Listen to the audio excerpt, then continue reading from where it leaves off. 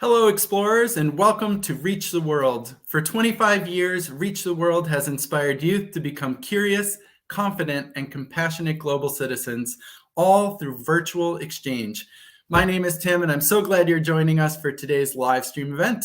Today, we're kicking off another brand new virtual exchange expedition, this time to a unique region at the bottom of South America called Patagonia.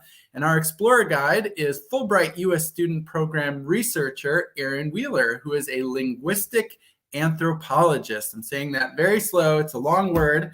What does that mean? I'm going to let Erin tell you all about it today. But basically, it means we're going to be exploring not by kayak or underwater robotics or mountain climbing, ways that we've explored in the past, but rather through the fascinating lens of language. We will welcome Erin to the screen in just a moment, but first, I want to give a special welcome to the teachers and students who are joining us today. This is the first of several live stream events with Erin, so as you get to know her and develop some questions, just remember, you'll have a chance to join us again in the coming weeks to ask those questions directly to Erin in the field. It is the magic of virtual exchange. Don't miss it. All right, I think we're ready. Let's get this adventure underway. Erin, I'm going to bring you on screen. Welcome to Reach the World. Hi, I'm really excited to be here. It is fantastic to have you here. Erin, can you tell us where you are joining us from today, please? Yes, so right now I am in the country of Argentina, so down at the bottom of South America, and I'm in the region of Argentina called Patagonia. So there are 5 provinces that are in the southern part of Argentina that make up Patagonia. I'm in the province that's named Chubut, and specifically I'm in a small city that's named Esquel. All right. Well, some classrooms who are joining us or following us may need to bring up their Google Maps after we're done and start by South America and zoom into the sort of Argentina, the country of Argentina, and zoom further in towards the bottom of Argentina and follow your clues. And maybe they can go on a treasure hunt and find the exact spot where you're located and joining us from today. It's always a fun activity. I want to go way back as way of an introduction. Maybe you can tell us how you came to be in Argentina as a researcher. Where did this journey all begin for you? Sure. So I've always been super fascinated by geography and travel. My family is full of travelers, my grandparents especially. I grew up as a kid seeing them travel all over the world in their retirement, and that got me really interested in wanting to travel myself. And I had the opportunity to travel some with them as well. In terms of Argentina, I got interested in this country because as an undergraduate college student, I did a study abroad program in Buenos Aires, which is the capital of Argentina. And during that program, I really fell in love with the country. I got really interested in various topics going on here. And so when I went back to university to get my PhD, I decided that I wanted to continue to do research in this country. All right. What are some of your favorite things about Argentina? Well, I love the nature, especially in this part of Argentina. I'm in the southern Andes Mountains. It's absolutely gorgeous here. So that's definitely a benefit. I also just find it interesting the things that are both similar and different to the United States. I study language, as we're going to talk about in a minute, and there's a lot of really interesting things going on here with language. People might think of Argentina and think about Spanish, but there are a lot of different languages spoken here. And the type of Spanish spoken here is also very unique. So I'm also interested in Argentina for that reason. Excellent. I'm going to throw up at the bottom of our screen a direct link to Erin's Journey homepage on Reach the World's website. Erin has already submitted her first article for her virtual exchange, where she goes a little bit further into herself, how she came to be doing research in Argentina. And I don't want anyone who's here today to miss that. Make sure that you check that out. And I'll leave the link up just for a moment so you don't miss it as we go on to this next phase. Erin, you've shared with us some photos. I thought I would bring them up and maybe you can tell us what we're looking at. Sure, absolutely. So there are 2 main cities where I do my research. This photo that's on screen right now is a different city than the one I'm currently in. So Bariloche is another city in Argentina. So Esquel, the city I'm in now, is kind of smaller. It's a little less touristy. Bariloche is known because people from all over the world go there to ski and hike. So I have this interesting comparison in my research between these two different sorts of cities. So this is me with sort of the classic tourist pose with this big "Welcome to Bariloche" sign. But you can see the mountains in the background there, which is a really prominent part of the landscape here on sort of, I'm close to the border with Chile, right? And between Argentina and Chile, you have the bottom part of the Andes Mountains. And so those form a really important part just of how people connect to the landscape here and think about where they live. And so here we've got the sign for the city where I am now, Esquel. Esquel is a small city. It's surrounded by a ring of hills and mountains. So we're sort of sitting in a valley here.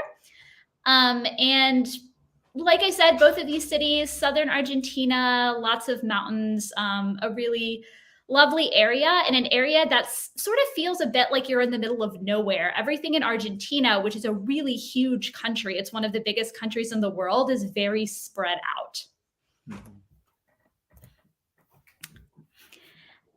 So this is a picture of me on a really sort of well-known historic train. So one of the things that first made Esquel, the city, a city that people knew about, that made it important for Argentina, was that it was connected in by this railroad starting at the beginning of the 1900s. And so today, this train has been turned into something that tourists can take trips on. And so I'm sort of interested in the way that tourism works here. That's one of the things that I'm studying through my research. And so this is me riding the train, which takes you through the countryside here, and it takes people to a local indigenous community called Nahualpan, which I might talk about a little bit more in a minute. So the idea is to have tourists kind of get to know the local people who are living in the area. And so this is a language, as you might imagine on this sign. I imagine this is probably a language that most people have not seen before. So this is a language called Mapudungun. This is one of the many languages that's spoken here in this region. This is the native language of an indigenous group called the Mapuche people. So this language today is not spoken by very many people, but one of the things that I'm studying is that people are trying to get speaking this language again. So there's a long history of reasons why that we could talk about in more detail. This language isn't spoken a lot today. Spanish is the official language of Argentina. It's the language that for the most part is taught in schools, used by the government. And so people aren't speaking these sort of small local languages as much anymore. However, for a lot of Mapuche people, the language, their native language that you can see on this sign here, continues to be a super important part of their culture and something that they want to use and speak. And so people are using this language in a lot of different ways today, which is one of the things that I study. And this sign here is welcoming people to the lands of a particular community called La Quintriqueo.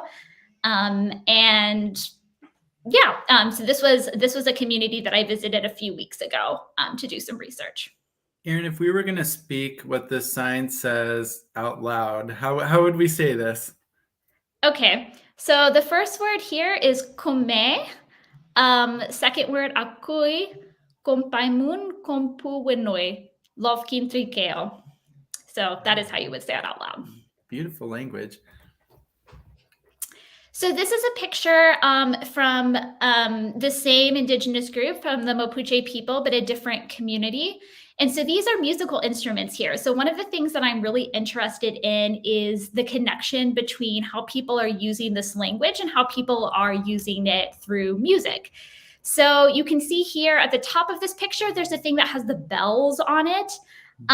These are called cascaouillas. This is sort of a more contemporary version with the metal bells. You can also make them with other materials. In the middle here, you see the circle with sort of the symbols on it.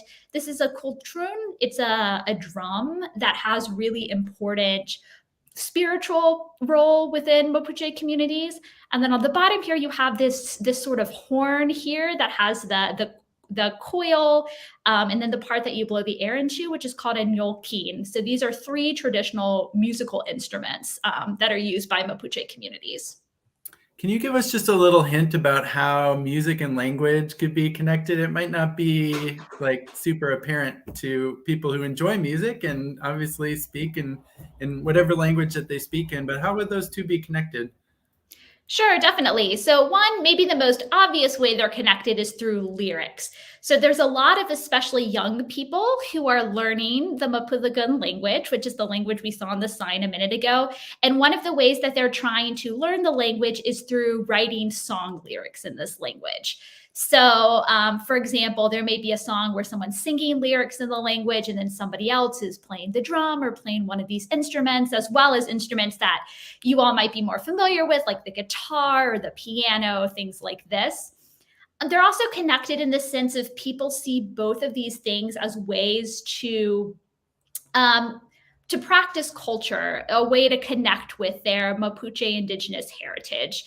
Language is one way that people do that, and through music is another way that people do that. Great. I immediately think about how easy it is for all of us who may be listening to like remember and sing the song lyrics that we hear on the radio in the car as we're driving to and from places. I think that's what you're talking about here, right? Like their ability to, our culture as represented in our music and language.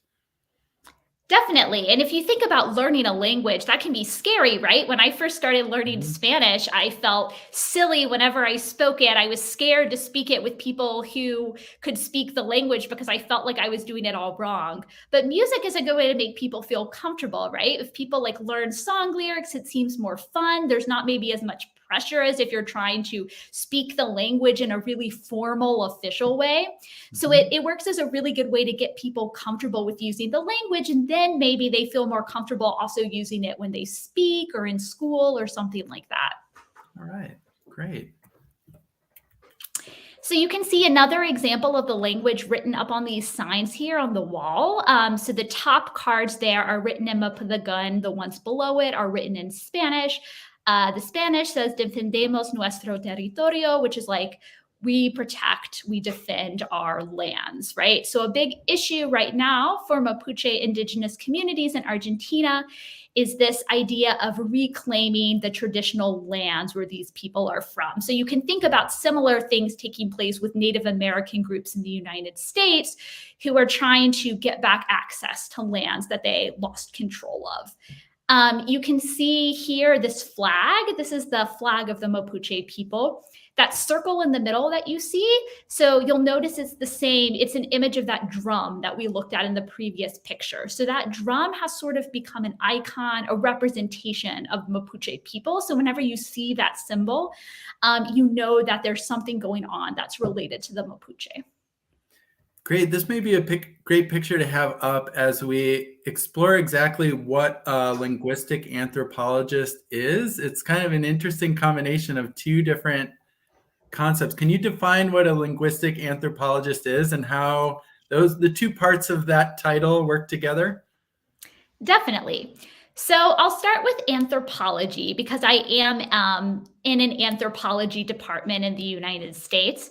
So anthropology is a very big word. It basically just means the study of humans, right? Everything related to humans, which can mean many, many, many things. So, oftentimes anthropologists they study humans in different ways. So you can think of archaeologists who are studying artifacts, right? They might dig remains of ancient civilizations out of the dirt, for example. But then you also have people like me who study people from other perspectives. And that's where the linguistic part comes in. So linguistics, the study of language, anthropology, the study of humans, the study of culture. So, what I do is I study language, but I study language not like the grammar in a textbook, and I'm only focused on that. I study how language connects to people in their everyday life. How do people actually use language? How do they talk to each other every day at work, at school? If they see somebody in the grocery store, what do they say? So, these sort of casual everyday connections, I think, are really important to understanding what is going on with any group of people in the world. And so specifically, I am looking at the languages in Patagonia, Argentina, with a focus on the Mapuche language, Mapudungun, as well as Spanish, as well as English. There are lots of languages that people use here. So trying to get an idea of the whole picture of how people are using language and how that connects to the ways people are living their lives, how it connects to the history of this part of the world, how it connects to politics, to the education system, to all of these sort of big concepts. But by looking at language specifically and the exact examples of how people are using language, it sort of lets us have a more detailed way of understanding these sort of big, scary topics in a way that's a lot more concrete and specific. That is very, very interesting. So this is me hiking. One of the amazing things about this part of the world is that it's absolutely beautiful and there's lots of trails. And so you can see down below me here the city of Esquel, where I'm living right now. Very small down below me after I hiked with some friends up to the top of this mountain that overlooks the city. Can you give me just a quick recap of how you got from your home in the U.S. to Esquel? Yes, definitely. So, as part of the Fulbright program, I first had to go to an orientation where multiple of us who were all coming to Argentina to do different projects sort of met together. So I went to that. Then I traveled. I actually did a week-long trip with a group of undergraduate students. I was helping out with sort of teaching, helping them get used to the culture. They're on a study abroad program here. And so I traveled through Patagonia, and then we ended up finishing in Esquel, which is the city where I'm living. So I had to take several planes. I also took a couple of buses. It was a long trip because this is very, very far from Austin, Texas, where I live in the United States. All right. Well, I'm looking forward to your field note transportation too, to hear a little bit more about that journey, because it sounds like you've traveled a long way to get to where you are. So this picture connects into sort of the music aspect of my language. So this is some live music that I saw this past weekend. These performers are called the guitarras huiliches. Huiliche is a Mapuche word that means like from the south. And so people here in this part of the world, it's funny because in the US, if we say someone's from the South, we mean that they're from, Virginia, North Carolina, Georgia. But when people here say they're from the South, they mean that they're from Patagonia, which is the part of the country that I'm from. And so these are two really, really talented guitar players who are playing traditional genres of Argentine music. This is things like the milonga. There's a lot of different genres that are popular here. The chacarera is another one that's big. And so one of the fun parts of my research is that I'm getting the opportunity to go to lots of events and hear the types of music that are being performed here. Here's another language picture. So the city that I'm in right now, as I've said, is called Esquel. And there's another little town that's right beside where I am called Trevelin. And so the interesting thing about Trevelin is that Trevelin was originally a Welsh town. So in addition to the heritage you have here with indigenous people like the Mapuche, you also have this Welsh heritage. So this is a sign welcoming people to the town. The green sign is in Spanish. It says bienvenidos, welcome. The second sign is in Welsh, and the one on the bottom is in Mapudungun, the Mapuche language. And so we have these three languages side by side, and this is something that you see throughout the town. And I find it very interesting the way that the city is showcasing the heritage that comes from multiple different groups that live there. Is it part of the effort to preserve, to encourage a language, an indigenous language in an area, to make signs in those languages? Definitely. I think that it's to both encourage people to use and to recognize the languages, and also to encourage, beyond just the language, the recognition of all of these different cultures that exist here. And this is a photo of me and the national radio station here. So this is one of the spots that I'm doing some research in because there are various programs on the local branch of Argentina's Radio Nacional, the national radio station, that are focused on indigenous music and language. And so this is actually an interview they did with me at the radio station, asking me questions about my research, but I'm also doing interviews with people at the station about their work in doing programming on the radio about local languages and music and topics like that. How did it feel to be interviewed on a big radio station? I was very nervous. I always get nervous because I was speaking in Spanish, which is my second language. And I always worry because when I get nervous, I start making mistakes in my speech, even though I do speak Spanish. But it was a good experience. And it's very important to me to share my research with people in the place that I'm doing research. I don't want to just do research and go back and talk about it with people only in the United States. I also want to talk about it with people who live here in the place that I am actually doing my research. All right. For all the language learning students in the United States who may be studying Spanish or another language, just imagine being on a radio station, speaking in your second language, communicating about a third language, right? Another language that you're studying. I think it's very brave of you, Erin, and a really great example to go for it and do what you're doing. It's incredible. Oh, well, thank you. And this is a photo of me and the other Fulbright research scholars here in Argentina. So this was during our orientation. This is in the capital of Argentina in Buenos Aires. And one of the things that I think is really great about Fulbright is that through this program, we get the chance to meet other people who are doing their own interesting research projects. And so it was nice to have the chance to get to meet the group before going off in my own little bubble to do my own research. And this is another picture. So we've seen some signs already from the visit that I took to this Mapuche community. This is from Los Melo, is the name of the community. And so this is me and the group of undergraduate students that I was traveling with that I mentioned, posing with a couple of leaders from this community. You see again the Mapuche flag in the front of this picture. All right. Well, that is our last picture. That was a great overview of where you are and what you're doing. It's fascinating. I know you have been in Argentina for about a month. How much longer are you going to be in Argentina?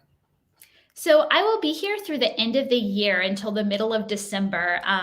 So I will be here a while, which I think is great because it really will give me time to get to know the place deeper than just the surface level view you might get if you're only here for 1 week or 2 weeks. Excellent. We're going to get to learn all about what you're doing and sort of follow you along through your virtual exchange with us, through your articles and future live stream events, which I'm very excited about, especially now that I have a better sense of what you're doing. It sounds like your research is kind of fun. Would it be fair to describe your research as fun? Definitely. I definitely is fun. I mean, there are days, right, where I get tired. I'm having to speak in my second and third languages. I'm like, why aren't things like they are in the United States? I think that happens to everyone who travels, right? But my research is really great. I've met incredible people here. I get to go to music concerts. I get to go see what's going on at radio stations, at theaters. And so there's a lot of interactive elements. And of course, getting to know people is really what inspired me to want to be an anthropologist, and being able to get to really connect with different people and meet new people every day does make the research really fun and exciting.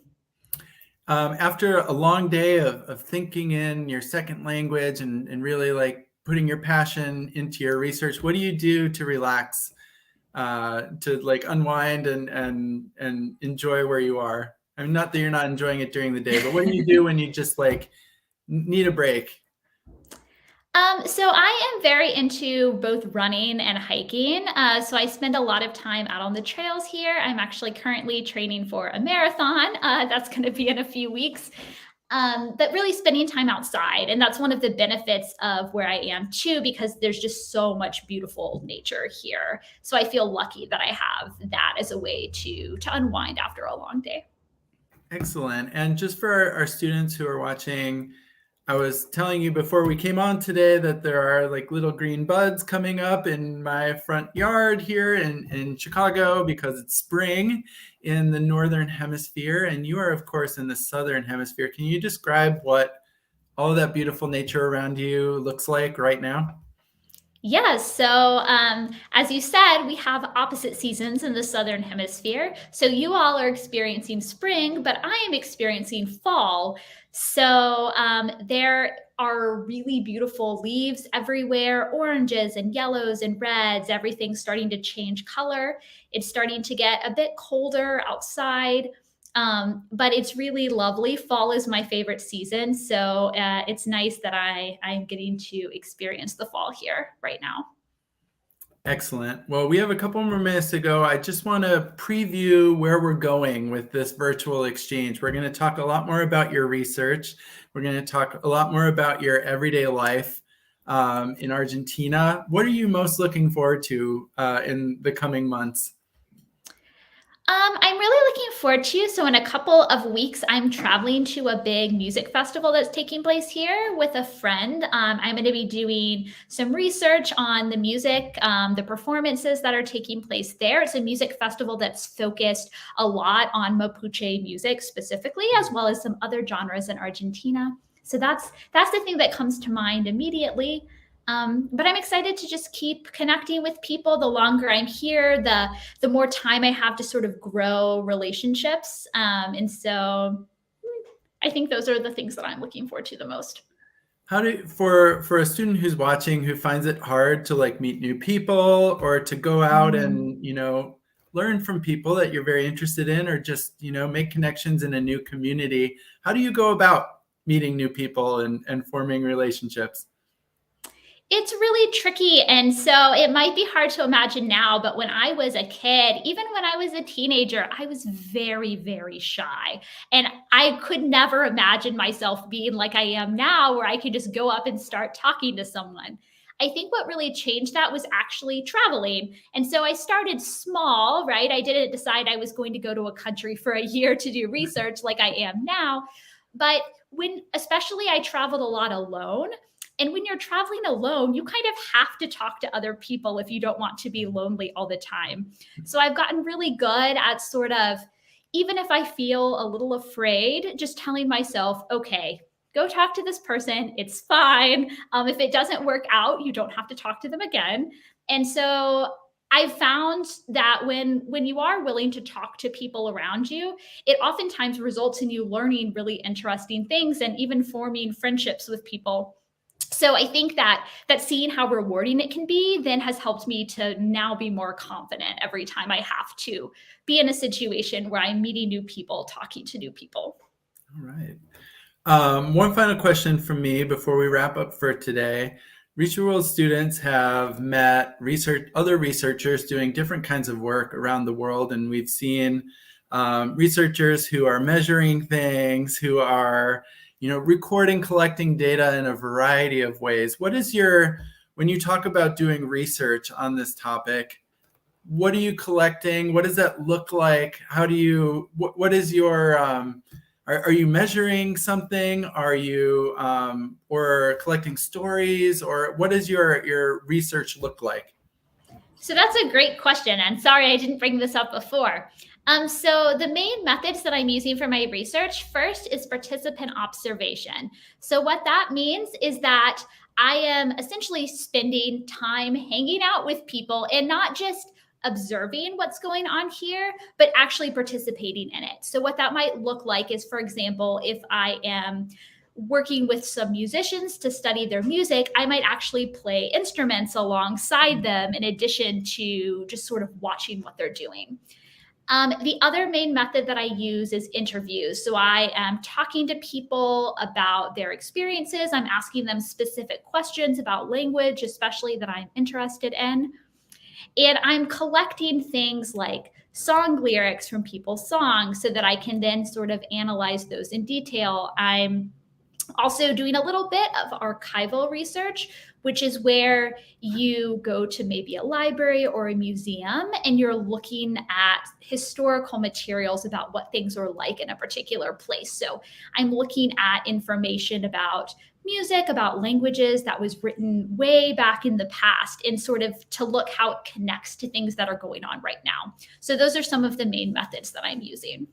All right, great. That's fascinating. I can't wait to see what that looks like in action over the course of the coming weeks for your virtual exchange. I'm going to put the link to your Journey homepage back up here. Erin, it has been fascinating to get to know you and to hear more about what you're doing in Patagonia. Thank you, of course, to our entire YouTube live stream audience for joining us today. Teachers, you can absolutely be the first to know about upcoming video calls and articles from Erin in Patagonia by registering your classroom for the full virtual exchange today.